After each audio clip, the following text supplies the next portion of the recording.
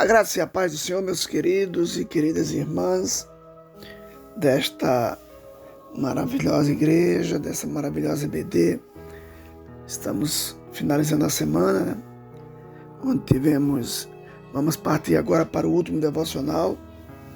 E a lição deste domingo é a terceira lição da nossa jornada dos livros de Esdras e Neemias. Quando a lição terá o título O Despertamento Renova o Altar, onde estudaremos o texto que está inserido no capítulo 3 do livro de Esdras. E esse devocional de hoje tem como o título O Altar na Vida da Igreja. Temos como texto Hebreus 13, do 10 ao 15, que diz: temos um altar de que não tem direito de comer os que servem ao tabernáculo. Porque os corpos dos animais, cujo sangue é pelo pecado, trazido pelo sumo sacerdote para o santuário, são queimados fora do arraial. E por isso também Jesus, para santificar o povo pelo seu próprio sangue, padeceu fora da porta. Saiamos, pois, a ele fora do arraial, levando o seu vitupério, porque não temos aqui cidade permanente, mas buscamos a futura. Portanto, ofereçamos sempre por ele a Deus sacrifício de louvor, isto é, o fruto dos lábios que confessam o seu nome. Queridos, a nossa semana que hoje finalizamos teve um único tema, que foi o altar. Já verificamos e estudamos o altar na vida de Noé. Também o altar na vida de Abraão, o altar na vida de Josué, o altar na vida de Gideão, o altar na vida de Davi. E hoje, para finalizar, vamos trazer esse devocional para você com o altar na vida da igreja. Queridos, o texto que estudamos é um texto maravilhoso, de uma carta de um autor que se especula ser o apóstolo Paulo. Especula-se. Endereçada aos cristãos que eram judeus de nascença e hoje nos fala diretamente como igreja do Senhor, neste mundo odierno, neste mundo moderno. Esse contexto, queridos, é de perseguição.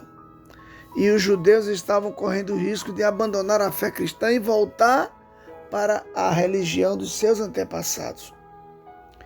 O autor dessa epístola, queridos, ele procura provar algumas coisas, e as quais eu vou dizer para você. Primeiro, Deus, ele procura provar que Deus envia através de seu Filho Jesus a mensagem mais perfeita a respeito de si mesmo. Ele procura provar que Jesus é a revelação completa e eterna de Deus. Também que Jesus é superior aos profetas do Antigo Testamento, aos anjos, a Moisés e a Josué. Também procura provar que ele é o sumo sacerdote, que ofereceu a si mesmo como sacrifício. Também procura provar que Deus, através dele, uma nova aliança é feita com o seu povo.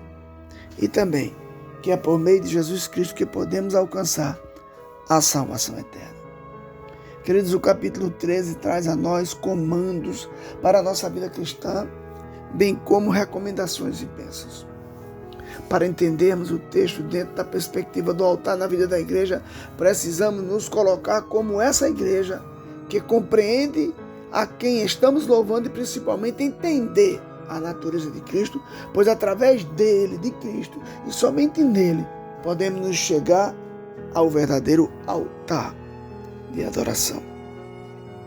O versículo 10, querido, nos fala sobre um altar. E que altar esse texto está falando e representando?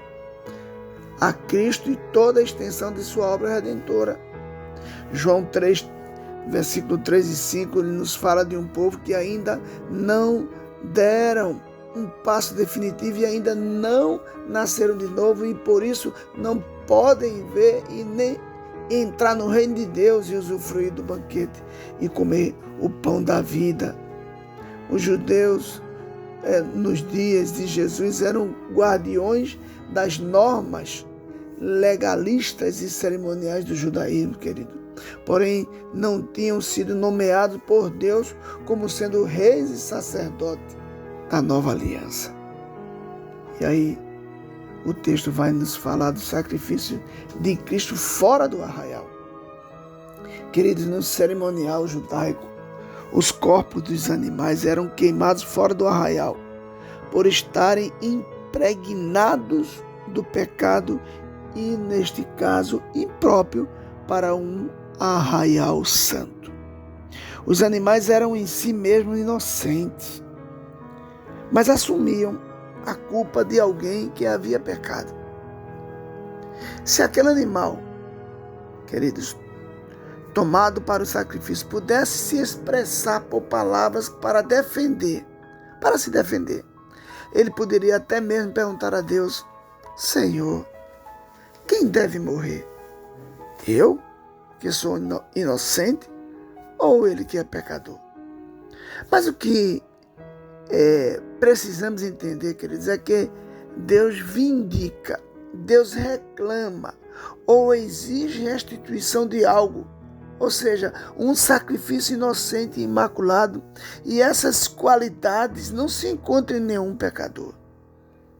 1 Pedro capítulo 2, versículo 24, diz assim: levando ele mesmo em seu corpo os nossos pecados sobre o madeiro, foi também queimado pela justiça divina fora do arraial. Quero dizer, fora do arraial judaico, que eu tinha rejeitado.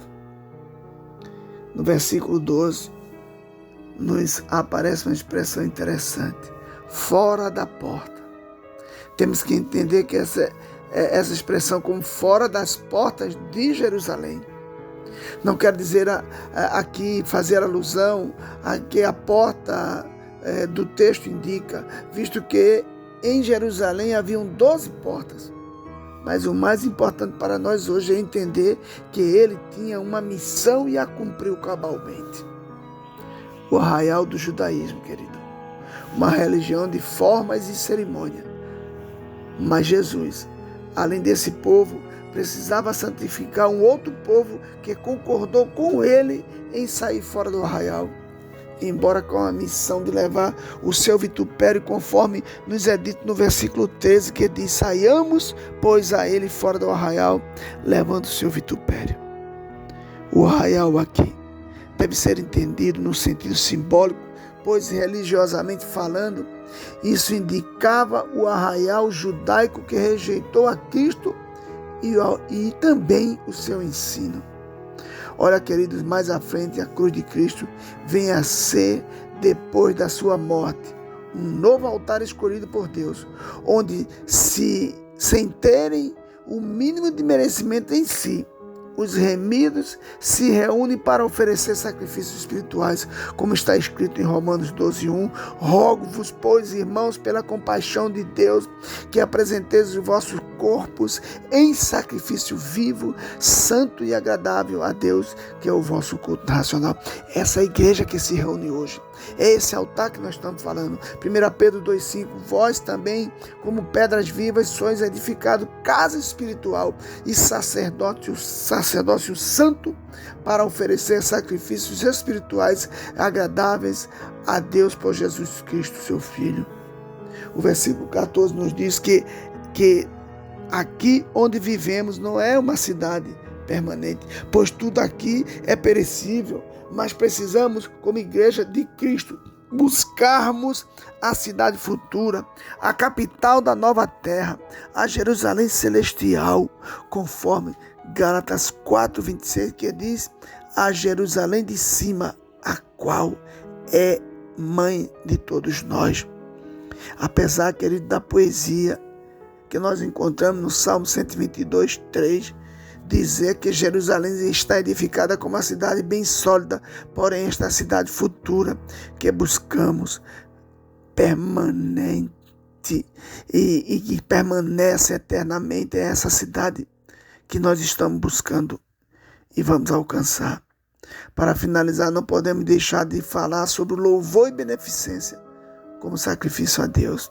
Ei, querida igreja, quem é você? Como está essa dimensão na sua vida? Versículo 15 finaliza essa devocional dizendo assim: portanto, oferecemos sempre por ele a Deus sacrifício de louvor.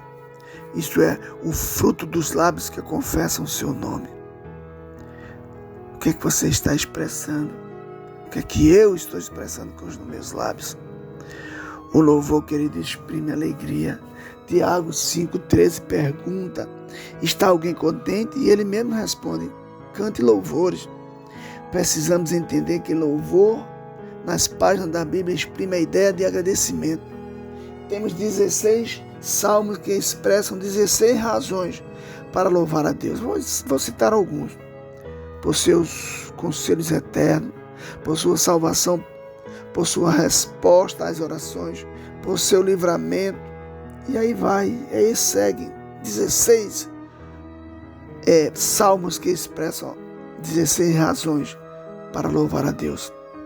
Queridos, para termos e sermos um altar como igreja que agrada a Deus, precisamos entender que fomos levantados por Ele para sermos na terra. E este serviço é o ministério de sacerdotes. Foi todos nós confiados, eu e você, nós fomos confiados a esse privilégio de permanecer na presença de Deus. Para isso nós precisamos oferecer o nosso corpo como sacrifício vivo a Deus. Romanos 12:1. Levar a pregação aos gentios como sacrifício santo. Romanos 15:16. Oferecer sacrifício espiritual a Deus. 1 Pedro 2:5. Oferecer sacrifício de louvor. Hebreus 13:15. E não se esquecer das ofertas em forma de bens materiais. Hebreus 13:16. Finalizo lembrando que no Novo Testamento, Cristo tornou-se o centro da nossa comunhão com Deus através de sua morte expiatória, trazendo redenção a todos os homens. Não temos mais o altar como nosso ponto central de culto a Deus, como no Antigo Testamento. O altar é eu, o altar é você. É eu e você participando da igreja viva, e uma igreja, aleluia, que é uma igreja relevante no nosso bairro. Vamos para a nossa EBD nesse domingo, querido, lembrando que teremos o nosso café da manhã. E eu te aguardo para, junto com o nosso diácono Bruno, pastor Calbi e pastora Cátia, vivenciarmos juntos esse maravilhoso momento que é estudarmos a palavra de Deus. Que Deus te abençoe ricamente nesses dias. Que Deus te abençoe e te guarde. Que Deus faça resplandecer o seu rosto sobre ti. Que Deus alargue tuas fronteiras e te dê a paz, a misericórdia dele sobre a tua vida, em nome de Jesus. Amém, amém e amém.